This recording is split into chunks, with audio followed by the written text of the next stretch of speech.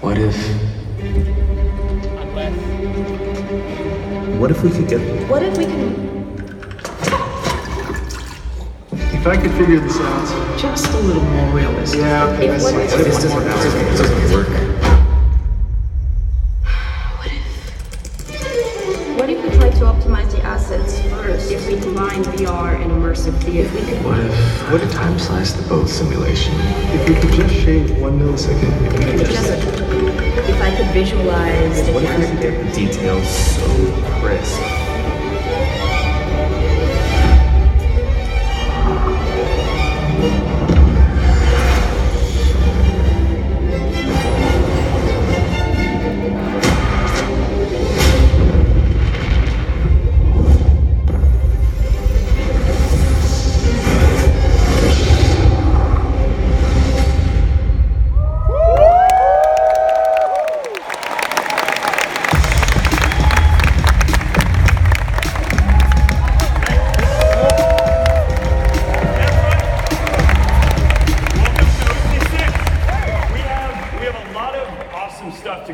Show you all today. But first, I wanted to start off by, I've been saying for a while that we think that augmented and virtual reality are going to be the next major computing platform. And I just wanted to start off by talking for a little bit about why. Back even before I started Facebook, when I was still in college, I was studying psychology and computer science. Right? Because for a lot of us here, it's not just about building technology. It's about building technology that works the way that we do.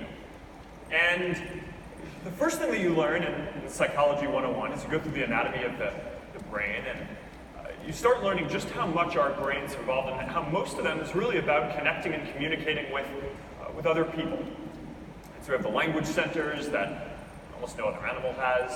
You have the visual cortex, where we're especially dialed in to understanding people's emotions. Right? If you're talking to someone and they move their eyebrow a millimeter or their cheek a little bit, you're going to notice because that means a completely different thing, whereas if something moves over there, you're probably not even going to pay attention. We have our mirror neurons that when we're interacting with another person, we understand what's going on in them and inside of us. So we experience the world through this feeling of presence and the interactions that we get with other people, which is why Facebook's technology vision has always been about putting people at the center of your computing experience. And we've mostly done that so far through building apps. And I don't think it's an accident that a lot of the top used and biggest apps that are out there are social experiences that put people at the center of the experience, because that's how we process things.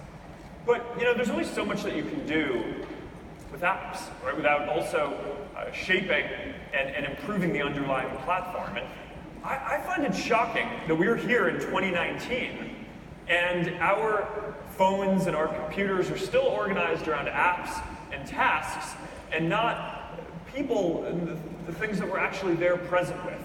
So, I feel like we can help all of us together deliver a unique contribution to this field by helping to ensure that the next platform changes this. And the defining aspect of augmented and virtual reality is that they deliver this sense of presence, or that no other technology platform before has ever delivered. You feel like you're right there with another person or in another place. And now, sure, we have a lot of work to do before we're going to get to that perfect form factor that we all want. But you can already see glimpses today of how the devices that we're all working on are helping to deliver a feeling where we are more present with the people that we're interacting with there, not less like a lot of the other platforms that are out there today. So longer term, and I think that this is going to add up to a lot of really big changes. We're going to be able to live anywhere that we want and be able to feel like we're present with the people and the jobs and opportunities that we want to have access to anywhere we want. So that's why I'm so excited about this. And I know that a lot of you are working on this because you're excited about similar things, and it's awesome to be on this journey together. So now, in order to do this, we need to build, we need to do a couple of things. The first is we need to build a lot of technology that's going to help advance and deliver this feeling of presence. The second thing that we need to do is build an ecosystem of all the experiences that need to be delivered here. So on the ecosystem side, the first step that we need to reach is reaching critical mass in the community. And once we get to a certain size in the community, it's going to become economical for all developers, from the independent folks up to the biggest AAA developers that are out there to build content for VR. And once we reach that point, the amount of content is just going to explode, and that's going to push adoption further. So in getting there, Quest is off to a great start. It's only been on sale for about 4 months now, and we are selling them as fast as we can make them. But even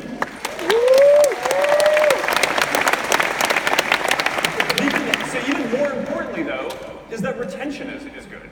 Right? So people are using it week after week after week, which is a great signal for how the content ecosystem is getting stronger, and VR is becoming something that more people are stepping in and out of on a day-to-day basis, rather than this kind of one-off special experience that you need all this different equipment for and you need to dedicate a whole room in your house to. So these are all really good signs. And to get to critical mass, we're focused on building forward compatibility into all the new devices that we build, so that all the content that you're all making just works across everything now and going forward. So the goal is that if you develop something for Quest today, then our goal is to make it work on all future Quests as well. And that means that when you buy a Quest, that you're not just buying something that's going to be locked in time, that as all the new content is built for the future, it's going to get better. And also as we deliver major software updates, the platform is also just going to dramatically improve. And that's going to be a big theme of what we want to talk about today. But of course, the biggest part of this depends on all the awesome stuff that you're building. So we need to build an ecosystem that supports all of you, which is why I am proud to share the news that as of today, people have bought more than $100 million of content in the Oculus store.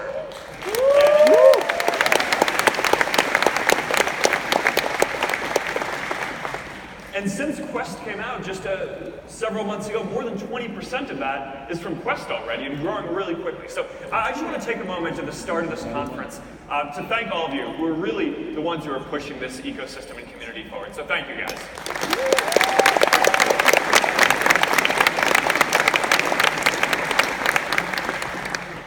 All right, so the experiences that you're all building for Rift are as good as it gets in VR. But right now, when you build something for Rift, that library of content isn't available to people who are on Quest. So we've been looking at what we can do here. And we want to, so the first thing that we want to announce today is we've been looking at how we can make this possible. So we've made a major software update, and we have a new product that we're calling Oculus Link that is going to make it so that if you have a gaming PC and a USB cable, you're now going to be able to run all the Rift content on your Quest. Yeah! Oh, yeah!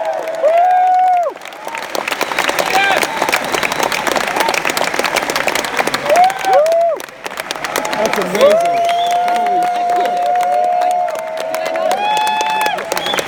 So this means that starting in November, when we ship this update, your Quest is basically a Rift now too.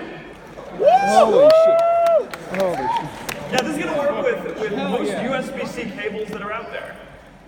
So you don't have to buy ours, but we've also designed a dedicated cable that's going to maximize the throughput here. It's going to charge your Quest. If your PC supports that too, and it's long enough that it makes sure that it provides you with maximum flexibility and freedom of movement. But you're going to want to check this out. We're shipping it in November, and we're really excited to get this out there. So that's one major software update that we wanted to talk about. But I want to move on to another one that's about to make your Quest a lot better too. Oh, no. So a lot of the technologies that we're working on here are foundational, not just for virtual reality, but also for the future of what we want to do with augmented reality too. And one of the really foundational things that we feel like we want to improve and make a lot better is input. Because in the future, you're going to be able to interact with digital objects with your hands, or just as naturally as you can with physical objects in the world. Now, I'm sure that a lot of you remember the first time that you tried out touch controllers. right? How awesome it was. You're just able to look down in virtual reality and reach out, grab something, or throw it, and do something with it. And it really just added this whole element to the experience. But as soon as we made that possible, it immediately opened up this bigger question, which is, okay, how can we do even better? How can we make it so that instead of having to use hand controllers, we can just use our hands? And I am excited to announce that early next year, we're launching hand tracking on Quest.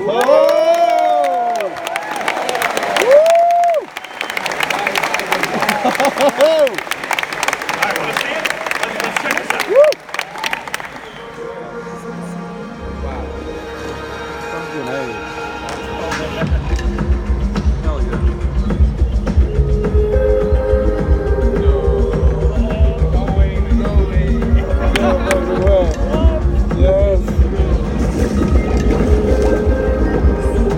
Oh my god, that's smart.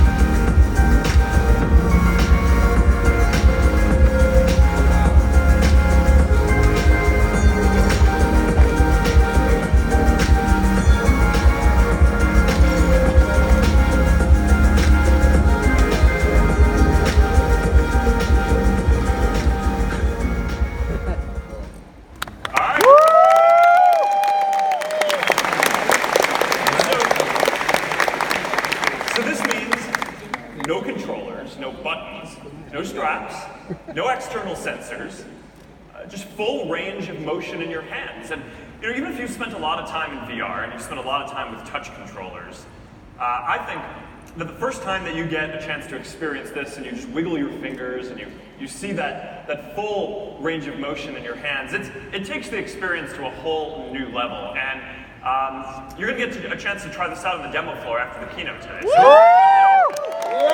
with all of your hands. So, this is what I mean when I talk about building a platform that improves over time. Right, 6 months ago, if you wanted to get into VR, you needed a PC, cables, sensors, hand controllers, and a half a dozen physical objects. And now, soon, it's just going to be a headset that you can bring with you anywhere that you go, that is full inside-out tracking, completely wireless, and now your hands are just going to be there too. So, there's a lot of work that we still need to do to get to where we all want. But I think what you're starting to see is the hardware is getting out of the way. And with each step, we're getting to a more immersive and natural experience. All right, so now I want to talk about the future of input for a minute, though. Because hand tracking is great. It doesn't require controllers, but it still requires you to use your hands. And in the future, we want to get to an input where we can just think something and it happens. So what people call a neural interface. And earlier this week, we announced that the Control Labs team will be joining us. And they're the leading team working on neural interfaces. They have a lot of the best researchers, computational neuroscientists, and more. And they're working on a wristband, right? And it picks up electrical impulses that are sent through your nervous system and turns them into digital signals that you can use as input in virtual and augmented reality. And it's completely non-invasive, right? There's no surgery, no implants. You don't have to get holes drilled in your head. It's just a wristband. And so it gives you the sensation of being able to interact with digital objects just by thinking. And this is clearly early, right? It's gonna be a number of years before this gets into any of the products that we're shipping, but it works. And they have a dev kit that they're shipping already now. And now that the Control Labs team is going to be joining our Facebook Reality Labs team that works on augmented and virtual reality, we're going to invest and make sure that this is a foundational part of the input for the next computing platform. And I'm really excited about this one, so I just wanted to talk about it for a few minutes today. All right, so the last thing that I want to talk about up front today is delivering a social experience in VR. Woo! Right, so I talked about for a while how our technology vision is putting people at the center of the computing experience. And a big part of how we do this is by building technology that advances the feeling of presence, right? So more immersive, getting the hardware out of the way, better, natural, more UI, better, more realistic avatars, which we'll talk about later. So that's one part of it. The other part is basically building the software experiences that put people at the center of the experience. And that's kind of our bread and butter as a company, right? We build a lot of the best social experiences for phones and for computers, and we want to do this in virtual reality as well. So great social experiences usually aren't just a place where you interact, right? They give you the ability to define the space around you. And so we've been working on something that does this in virtual reality. It's kind of a virtual reality take on this. And we've been working on this for a while, and today we want to announce an experience that we've been working on called Horizon. And in Horizon, you are going to be able to build your own worlds and experiences. You're going to be able to play games, you're going to be able to explore, you're going to be able to hang out with your friends, and of course meet new people. And because everyone is going to be able to create their own spaces and experiences within it, Horizon is going to have this property where it just grows and expands and gets better and better over time as we focus on building this out for many years to come. So let's take a look at this. Beyond our world, there's another world. And it's right here, on my face. Welcome. This is Horizon. Think of me as your guide / self-appointed spokes avatar, here to show you around. Horizon's filled with possibilities. You can play stuff, make stuff, fly stuff. Wow! Really love the stash, Stuart. What up, Stuart? Wait, I want a mustache.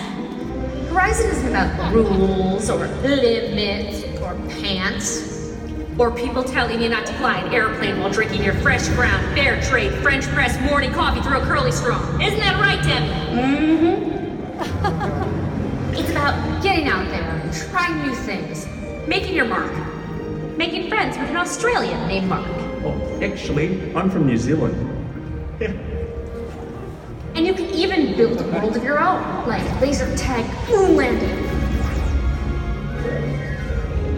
Or this islandy place with these cutie patooties.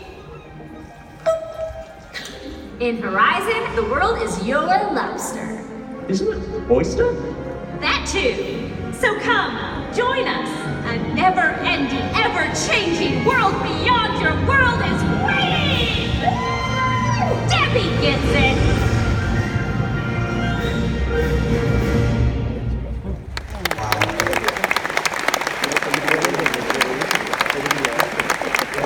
All right, so we built Horizon to be a welcoming and inclusive community from day one. A lot of the social tools that power it are the same ones that we built over the years to power Facebook and Instagram as well. There's a whole range of expressive and diverse avatars to get us started. And the best part is that the creator experience is built right into VR. So you don't need to be able to code in order to create something, although that can certainly help in building some of the more advanced things.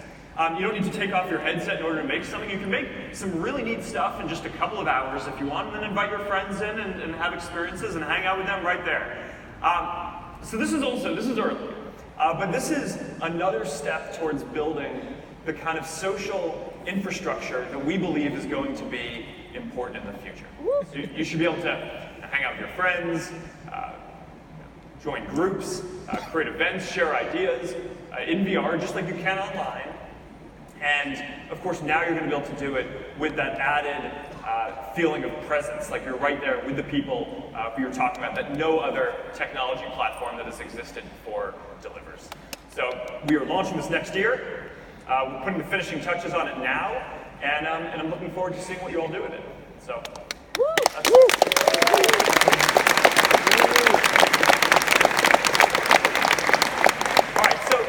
In a lot of ways, it's kind of hard to believe that this is only our 6th Connect, right? Because it's pretty amazing how far the technology and how far our community have come in just a short number of years. At the very first Connect, about 5 years ago, the Oculus team had just joined us, and we showed an early demo of the Crescent Bay technology, which of course went on to become the Oculus Rift. And a couple of years later, it went on sale for $600, plus you needed a $1,000 gaming PC and all the cables that we showed earlier to make this work. And now here we are, and we're shipping a hand tracking on a wireless headset that costs $399, that fits in a shoebox, and you can take it anywhere that you want. And our community here is well on the way to building a strong ecosystem with all of the content and awesome stuff that you guys are all building. So this is going to be the next computing platform. And it's only going to get more exciting and awesome and important from here. And this is one of the areas where I am just so grateful to have a chance to be on this journey with all of you. So I hope you have a great rest of this Connect, and I hope you enjoy everything else I'm going to show you. And now I'm going to hand it off to Boz, who leads all of the augmented and virtual reality efforts at Facebook. All right, have a great day.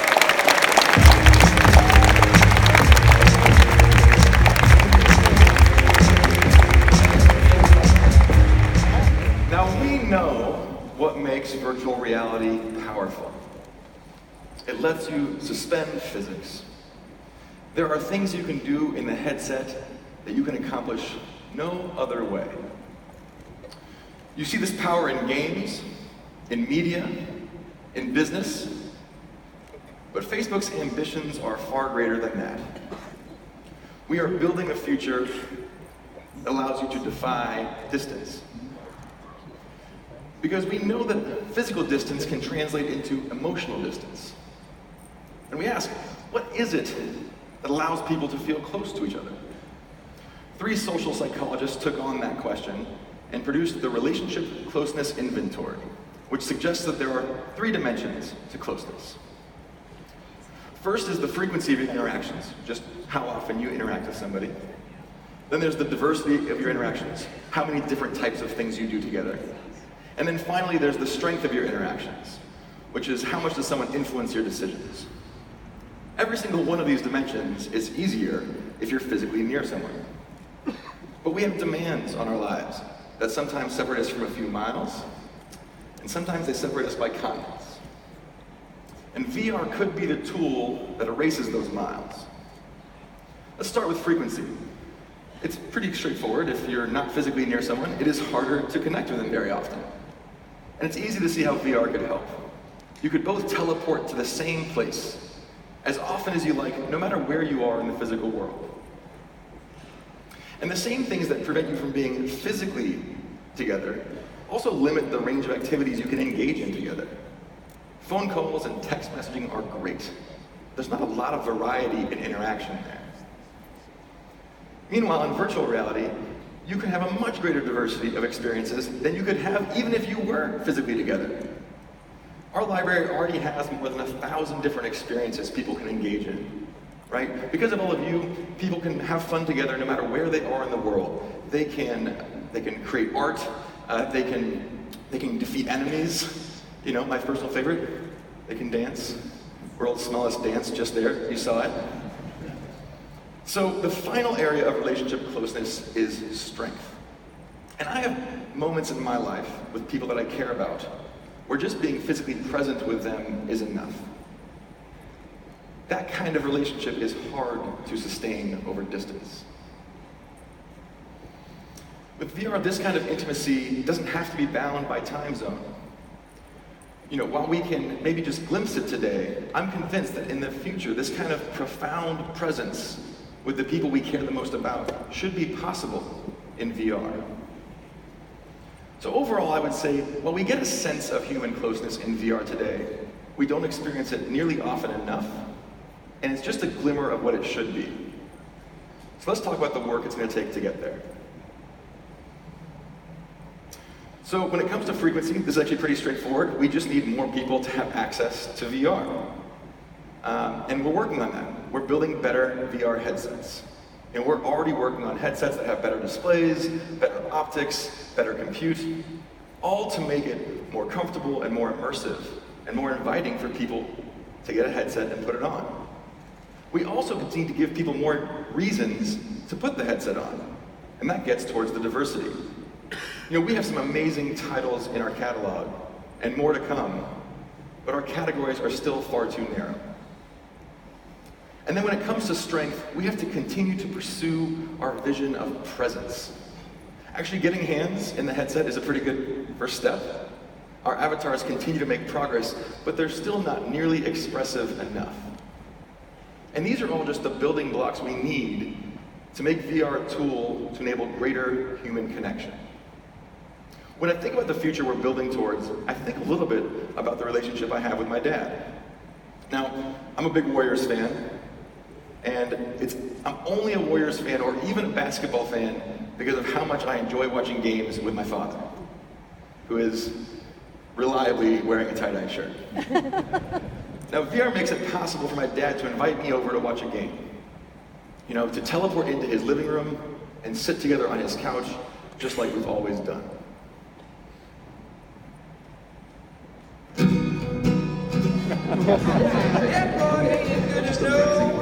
When you rise, it be all gone. You ride the waves out to the sun. Excuse me 1 second. Hey, Dad. Hey, I'm actually working right now. I'm just about to watch the game. I want you here. Andrew, I miss you. Come on, huh? Well, look, I mean, I miss you too, Dad, but, you know, I'm at work right now. If you love me, you'd meet me here. I'll see you at home. Yeah, 1 second.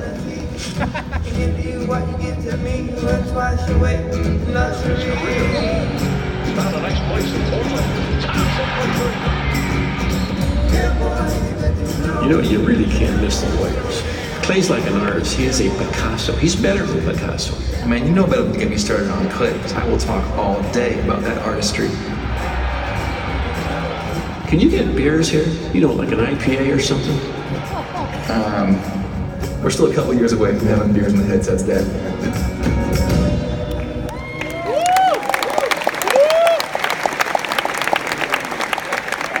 Now, it isn't the same as being there, but I tell you, that might be the next best thing. That is a really accurate representation of what it's like to watch a game with my dad, except there'd be a lot more complaints about traveling. So I want all of us to be able to have that experience in VR, things that we care about with the people that we care about. And this is one of the demos that you'll be able to try out later on the show floor, being in a space that's been reconstructed with someone else. So we know that VR has the power to bring us closer together. It is and will remain the most powerful way for us to connect across distance. But here's the thing. Even VR has its limits. There are scenarios where people will struggle to connect in VR. Look at all of us. We're here in the same room. If we all had VR headsets on, that could be a little antisocial. Or consider the scenario with my dad. Let's add one little twist.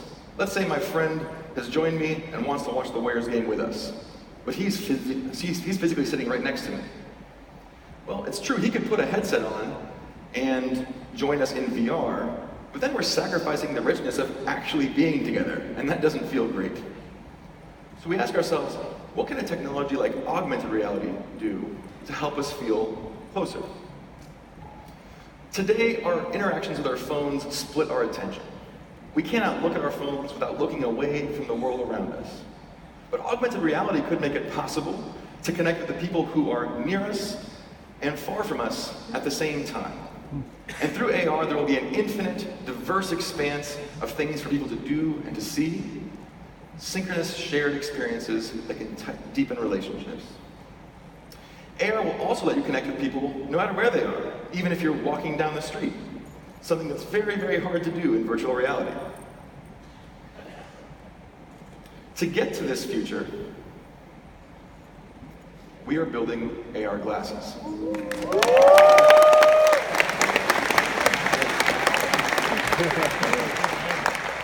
Now, we have a few working prototypes, but these are still a few years out. So in the meantime, we're focusing on the deep tech stack necessary to bring these to life. Today, Spark AR is the largest augmented reality platform for the phone. And we're working on deepening the technology to bridge the physical and digital divides. At Facebook Reality Labs, our research teams are starting to build the core infrastructure that will underpin tomorrow's AR experiences. We call this research Live Maps. It's a shared virtual map of the world that involves machine perception, computer vision, and a bunch of core technologies in software and hardware that will also be important for virtual reality.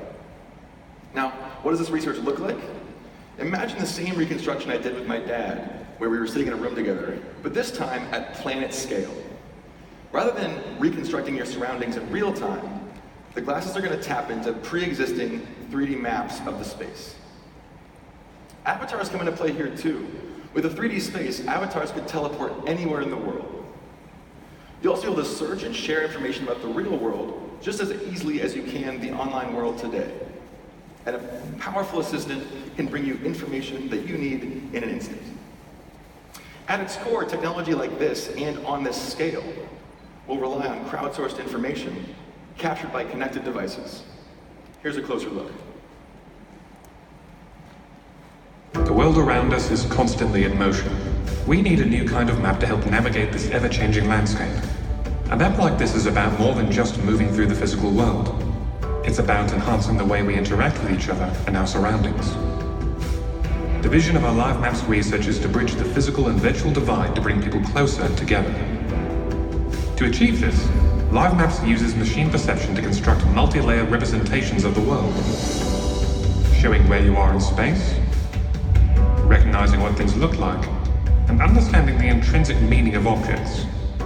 Connected devices, like smartphones and AR glasses, will scan the surroundings to create a live dynamic index, amplified by crowdsourced data, allowing the maps to recognize when things have changed and update automatically. Ultimately, our Live Maps research aims to empower people to connect and share in deeper, more meaningful ways. Whether it's improving how we access information, or understanding the context of a situation, to deliver shared experiences through augmented reality, or proactively serving up relevant information in highly personalized ways. Live Maps will one day transform how we all engage with the world, making it feel more immediate, more intuitive, more natural, more human.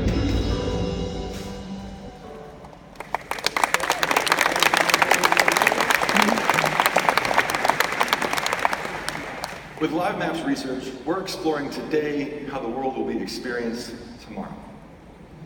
So all of these technologies are being built to help people feel closer.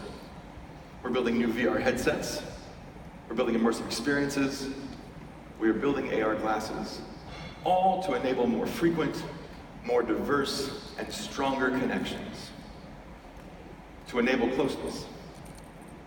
And with that, I'd like to introduce Stephanie Liu to the stage to share more about how we're building the best VR platform. Thank you.